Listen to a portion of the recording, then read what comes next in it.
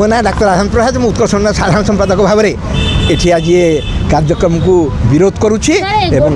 यार मूल कारण है जो मैंने आज ये समारोह आयोजन करुँचे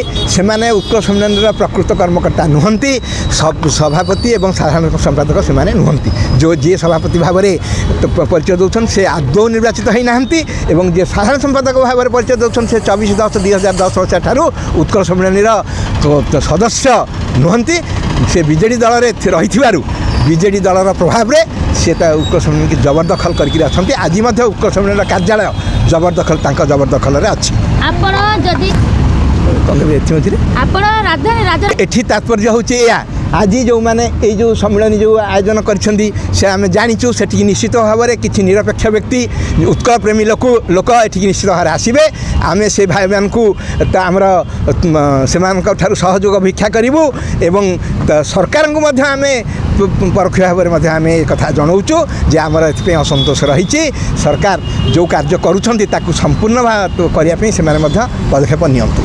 निश्चित भाव में जीवु जदि आवश्यक पड़ो आम देखुचु बर्तमान आम पुलिस की जनईचु आम पुलिस की जनईचु जदि से कथा ये कौन करुँच आम तो समय जो सरकार गोटे गोटे कार्यक्रम अलरेडी गोटे रिपोर्ट आसीगला तेणु से निरपेक्ष रिपोर्ट देती तेणु आम हताश होगा आशा न हर आम आशा रखीचु जे यार समाधान निश्चित हम एवं उत्कल सम्मेलन तार पूर्व मर्यादा फेरी पाइब निश्चित भाव में कहबी जी